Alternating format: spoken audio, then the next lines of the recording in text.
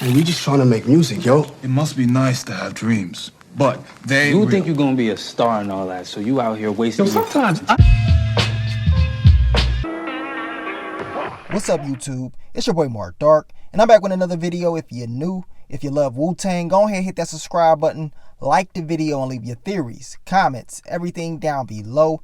Now today we're going to be talking about Wu-Tang and American Saga, Season 2, Episode 1. This is the recap. Now I'm going to try my best to focus on all the key points. If I miss anything, you guys let me know. And man, it's been almost 2 years, y'all. It's been almost 2 years since we've seen this show. Of course, a lot of different things has changed. Your boy Joey Badass is not in this show. He has been replaced because Joey Badass is filming Power Book 3 Raids in Canaan. Now, within this episode, like I told you guys, I'm going to try to focus on the key points. And depending on how you guys, react to the video, I may do episode 2. We're going to see. But overall, this episode was actually good. I'm glad that Wu-Tang has decided to come back on a Hulu.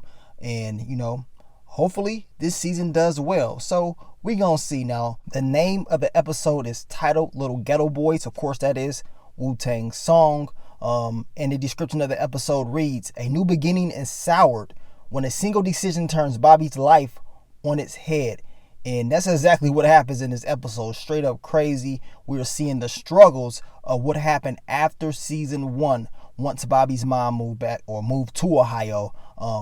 So let's begin, man. What did we see in this episode? Now, your boy Bobby has, came to Ohio. His new girlfriend, apparently her ex has popped up to this party.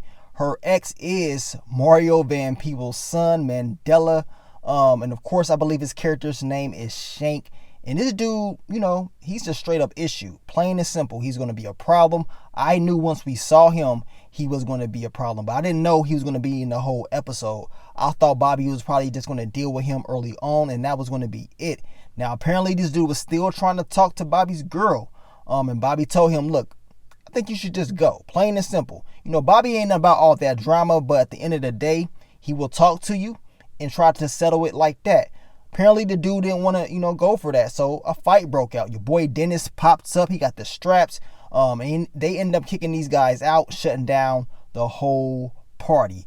Just like that, New York done entered Ohio and said, look, we running things right here. And, they was doing their thing, man. They was hustling, getting this money. But at the same time, they was not trying to, create any issues with this dude and his crew. Now, Bobby, he takes his girl home, they chilling. And of course, his girlfriend's ex-boyfriend pops up once again. And I'm like, okay, so I guess we don't really have to deal with this dude once again.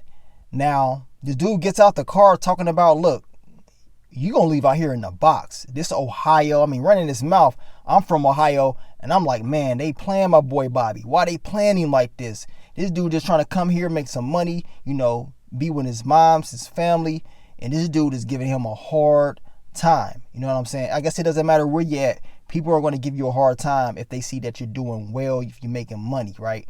And of course, this dude running his mouth. Now they go to a flash because Bobby, apparently is going to shoot this guy, but they didn't show us this in this particular moment. You know what I'm saying? They cut it off. Next thing we know, we see your boy Bobby run into his mom's basement, grabbing all his stuff. He's trying to grab it. He grabbing his money, and trying to get up out of there, talking about, I'm about to head back to New York. Of course, his mom like, look, I know you're not running again. The last time that he ran is when he shot Attila in the season 1, and now he done shot another dude, and he's trying to get up out of there once again. His mom is like, no, I don't want to lose you. We're going to fight this. We're going to get you a good lawyer, right? So now Bobby's like, okay, I guess this is probably going to be the best option for me to actually fight this and get that lawyer. It's sad, man, because all the potential that he had in season 1 is pretty much just gone to waste like that quick. You know what I'm saying? Bobby was on the top of the world for a brief moment. And even when he was signed with Tommy Boy, they was still trying to play him, right? But yes, he turns himself in. And of course, now he realizes like, man, my life is pretty much over. This is the last place that I thought I would ever be. especially with a dude like Bobby who doesn't really want to, engage in all that negativity. He just trying to get his money, be cool with everybody, and that's it. Now, of course, Dennis is very pissed off. He's kicking it with Cherie, and of course, she's telling him he needs to calm down, and he's like, look, I got to do something for my boy. I can't, I can't keep my mind straight knowing that he's locked up and knowing that these dudes they pretty much ran and told the police. They started all this stuff with Bobby, trying to get in a fight with him, trying to take his life.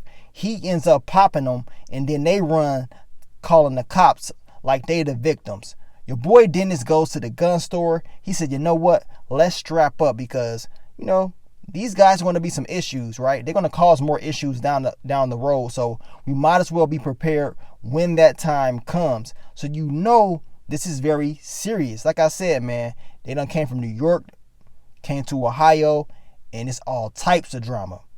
Now, Bobby's mom, Linda, she talks to this Dominic dude. He's this lawyer, and he's telling her, look, I'm going to think about defending him, but if I do get him out of this, I want to make sure he does not get back into trouble. Let me go and check his room and see what I'm dealing with. So he goes downstairs, he sees Bobby's records, his music, and he sees a record by Kenny Loggins, and he's like, okay, this kid got taste. I got to ask him about that. So now he's thinking, because at first he wasn't really, trying to do it for real. But once he seen that record, he said, we gonna see what we can do.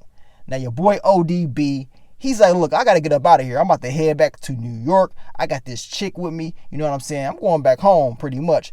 Hopefully we see more of his character in the next episode. But by him leaving, that means your boy Dennis does not have too many guys on his team. You only got one guy with him, and Bobby's locked up.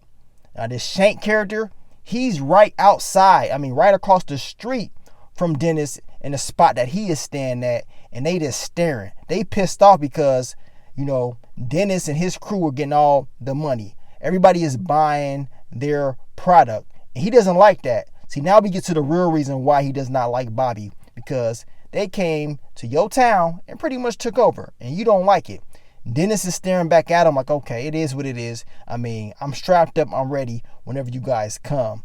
It's just sad how it all played out. Your boy Dennis is pretty much fending for himself. He only got one soldier with him. At the end of the day, he wants to make sure he defends the front, and he does not let these dudes dog him out at all.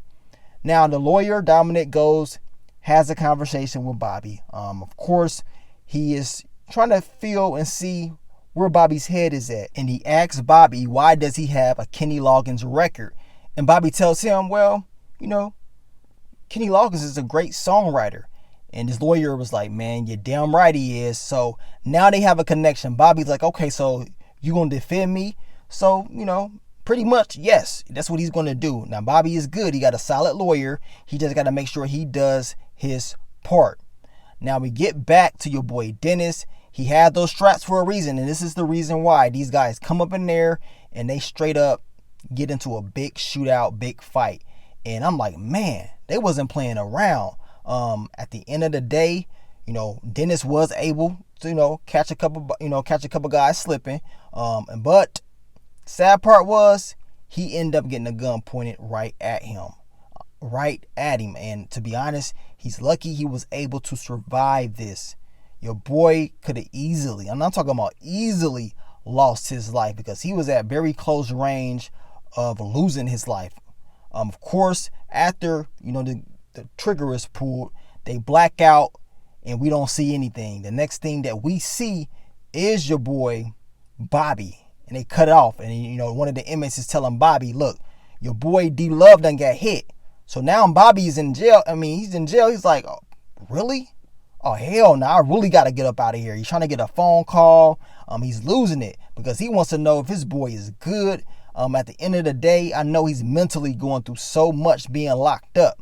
He's being deprived of everything, and he has to fight to get out of this. Now, Cherie, she's pissed off about what's done happen to your boy Dennis. And of course, this stress has caused her water to break. She's about to have this baby right now in the same hospital that Dennis is at. Dennis finally wakes up. He's good. He's going to recover. And of course, his girl Cherie is there. She tells him, look, I got somebody that you should meet. And of course, he's able to see his son. I mean, what a crazy night for your boy Dennis. Crazy night. I mean, he was in a shootout, wakes up, sees his newborn kid. I mean, crazy. And the whole relationship between him and Cherie seems like it's going well. I guess his mom doesn't really care that he was messing around with Cherie. I remember I was talking about that in season 1. I guess that is pretty much out of the picture. No big issues, right? Now, Jerome, he goes and sees Bobby. He tells Bobby, look, we have the money to bail you out. We're going to get you out. We trying to help you.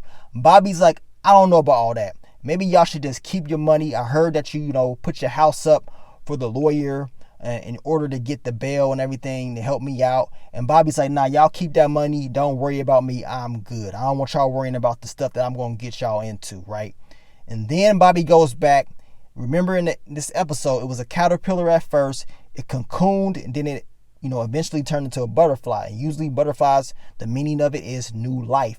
And then the butterfly, of course, has wings. So now it can be set free. And Bobby was trying to wonder, how did the caterpillar even get there in the first place? And of course, it was like, okay, it's going to be hard for you to get up out of there. It's easy to get in, but it's hard to get out. And once he saw that the butterfly can get up out of there, he said, you know what? I got to get up out of here, So he accepted the whole bail thing. He ends up getting out. His lawyer is telling him, we have to prepare, make sure you're ready for court.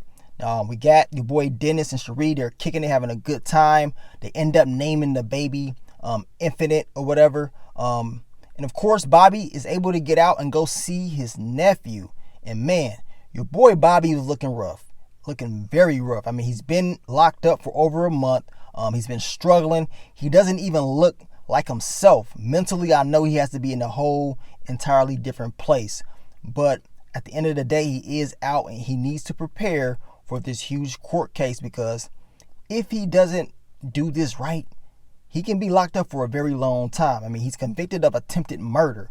He goes and he cleans himself up finally. I mean, because your boy was looking rough. He was looking homeless. And I'm looking like, I ain't never seen Bobby like this. But he cleaned himself up. Got his lawyer. The lawyer prepared him for court.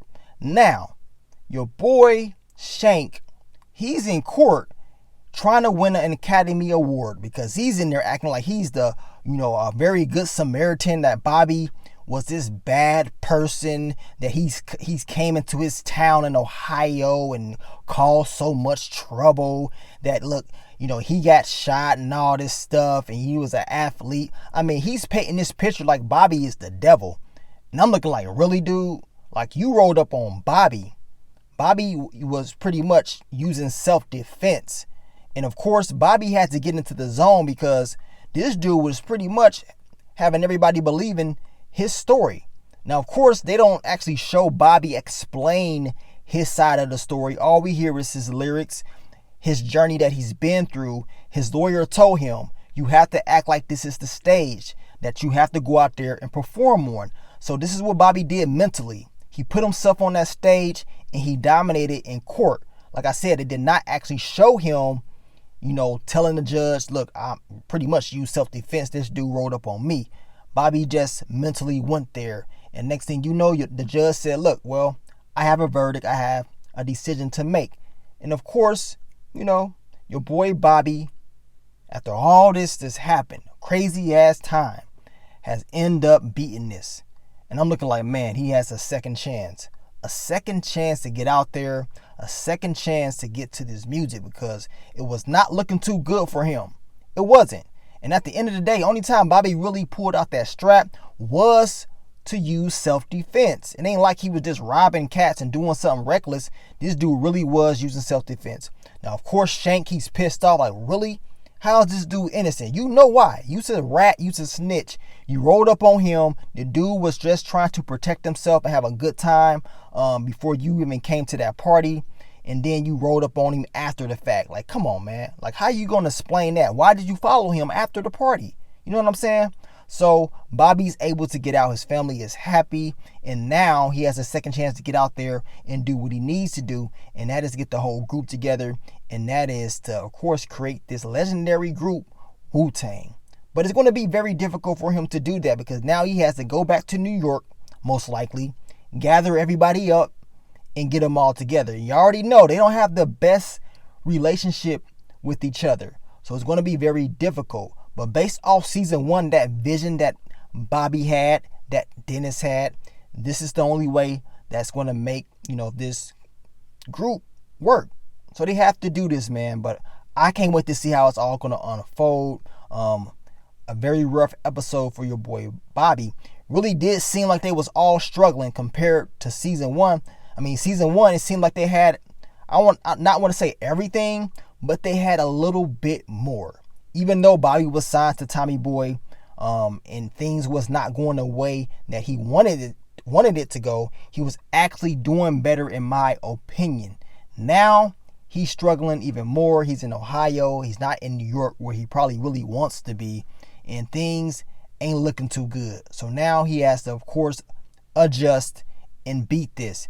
Being locked up, all that did was mentally put him at a different place. Now he understands what he needs to go out there and do, and you already know that's exactly what he's going to do because he's motivated now more than ever. But you guys let me know, man, what do you think about this very first episode of season 2? And like I said, depending on you guys' reaction, your support of this series, I may continue to recap the rest of the season. But we gonna see, man. But thank you guys for all the love, all the support, and I will catch y'all on the next one. But let me get up out of here, man. It's your boy Mark Dark. I'm out. Peace.